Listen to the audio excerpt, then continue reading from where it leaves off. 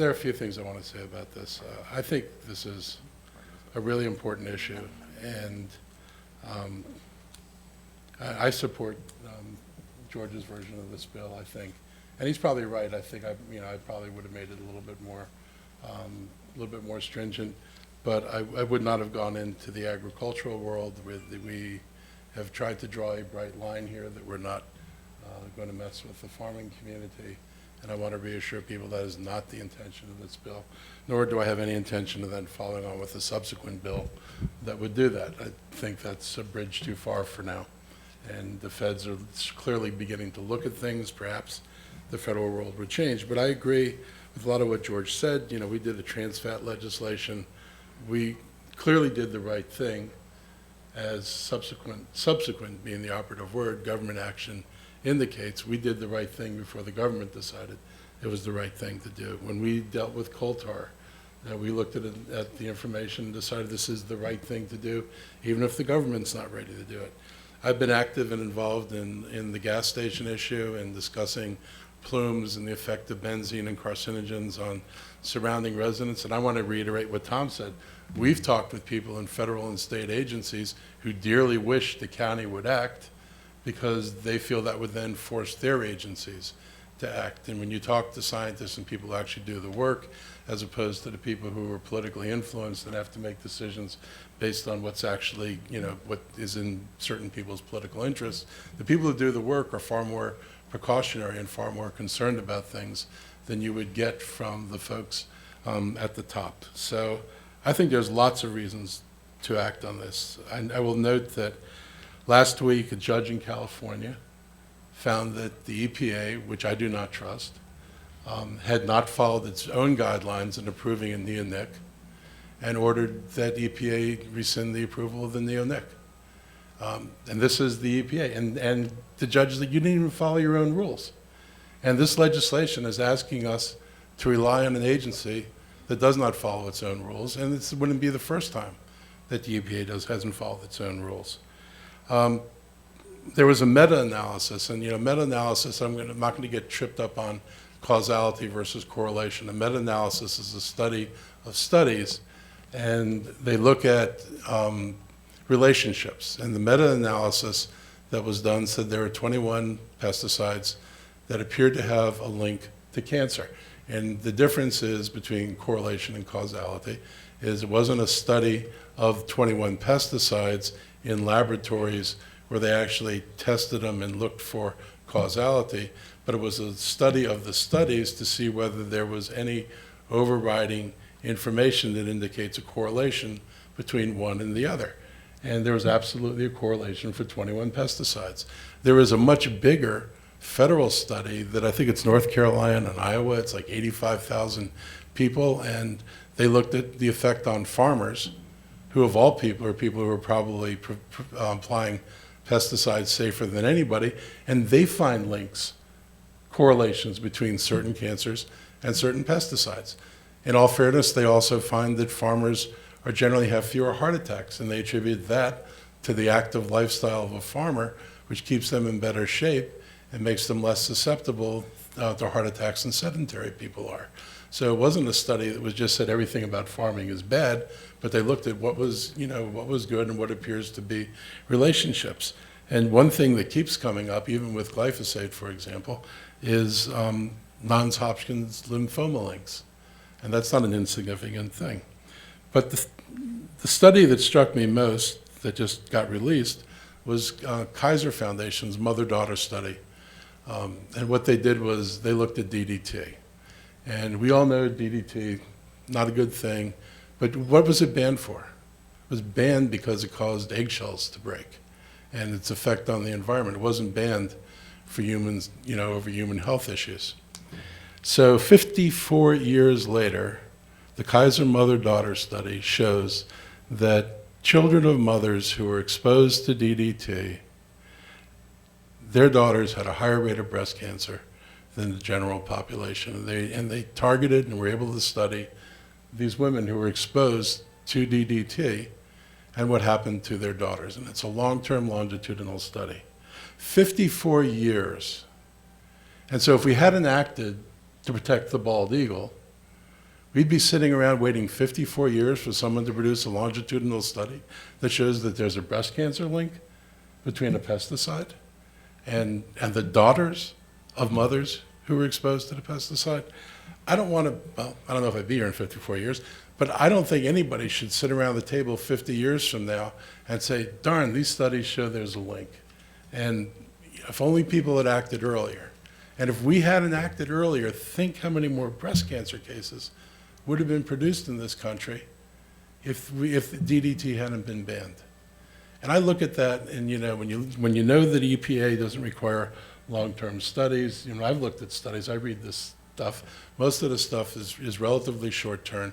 They don't look at epigenetic changes, where things that affect the mother might actually bounce up and affect the offspring. There's just not that kind of rigor in the EPA. And part of it is they flat out don't have the money. They don't do their independent analysis. They're not sending something out to their own labs or anybody else's labs and saying, can you do an analysis of this and tell us what you see? They rely on Monsanto bringing in studies that says this is safe. The EPA actually found glyphosate carcinogenic and then reversed its finding based on additional studies provided by Monsanto. I mean, this is not the way a regulatory system should work. And if we were talking about things with serious cost-benefit analysis, where the decision to ban something would have an adverse health effect on people, and I'd have to be weighing which is the least health effect, I might feel differently about that. I would listen to what is my, if I have two poisons I have to deal with, which is the lesser of the two poisons, and pick the lesser. But this bill is pretty much limited to cosmetics. This is not about, there are provisions for invasive treatments, there are provisions for dealing with, things with urgency. What it does is just prohibit the blanket use of pesticides for cosmetic purposes by everyone we can affect by the bill. And I think that's a reasonable position to take. I'm not comfortable with trying to get a 50% reduction in pesticides over a period of time, because that still doesn't deal with the underlying problem of low-level chronic exposure. So if there's less pesticide out there, it doesn't mean that in every place there'll be a 50% reduction in pesticides. It doesn't mean everybody will experience a 50% reduction. It may be more in one place than in another place. And so it doesn't get, for my purposes, it doesn't get us where our willingness to legislate on trans fats, coal tar, frankly, 10 Mile Creek, which was another controversial scientific decision, it didn't get us, it won't get us to where it got in these other cases where we looked at it and we said, it looks like we have a problem here. Where should we err? And we erred on the side of caution. And I would prefer to err on the side of caution on this legislation. And I appreciate, trying to find a compromise, but the compromise doesn't involve actually saying no. In trans fats, we said no. In coal tar, we said no. In 10 Mile Creek, we said no. We've been willing to say no to some things, and without actually taking an action that generates an actual certain reduction of use, that's a bridge I'm not willing to go on. I fully agree with George's approach to this. I will not support legislation that is this weak. There is just too much evidence out there that we're dealing with things. I mean, I referenced earlier this, the meta-analysis. It actually was about diabetes. 21 pesticides, and the meta-analysis shows that people who were exposed, and how did they measure it? They took blood samples. People exposed to pesticides had a 64%, 61% higher likelihood of having diabetes. We have an epidemic of diabetes in this country. It is not just diet. And scientific thinking, it is not just diet.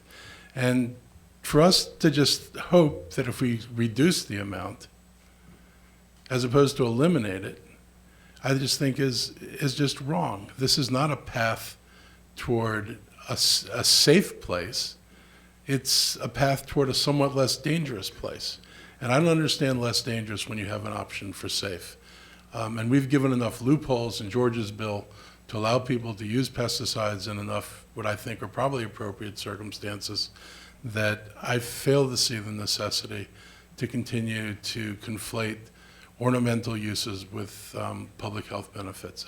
I would rather, when people talk about how we're going to manage this, I'd rather have people adapt to possibly seeing a blade of something in your yard which is not Kentucky bluegrass, rather than get all vexed and feel I must dump something on this thing so that I don't see any more of it. I mean, I think we've just gotten lost in this the cosmetology of our place instead of being focused on the health of our spaces. And I really do think this is a mistake.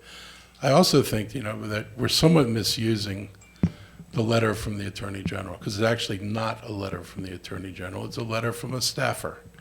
And it is not an AG's opinion. I asked about what it would take to get an AG's opinion. It would take 6 months to a year, I was told, to get an AG's opinion.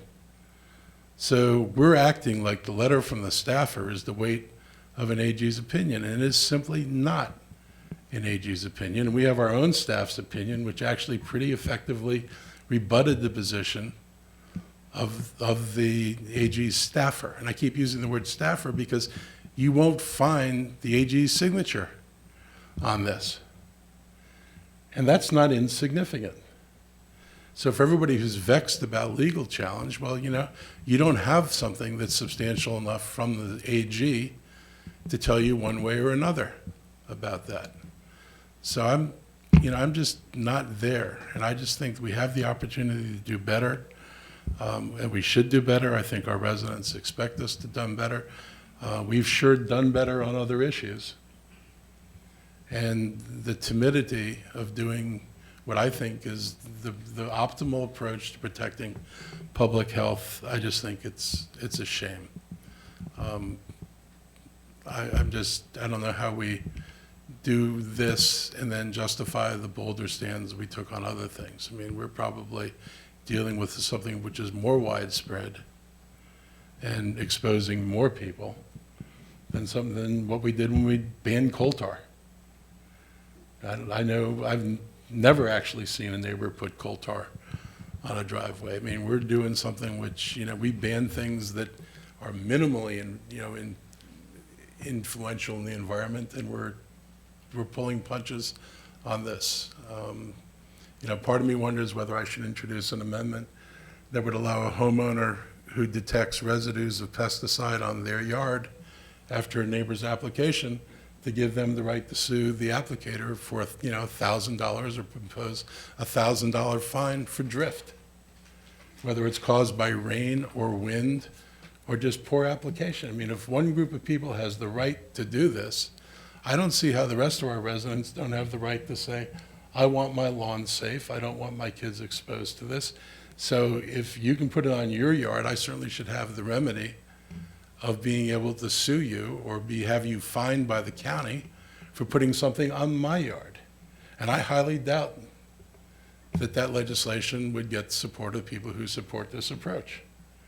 So I don't, there's just a fundamental unfairness that one group of people apparently will be allowed to do pretty much what they want, and anybody else who gets exposed to it, it's like, oh, well, you just don't have the freedom of being protected from it. And the last thing I'll say is, there was a USGS study that was done of Rock Creek and another tributary.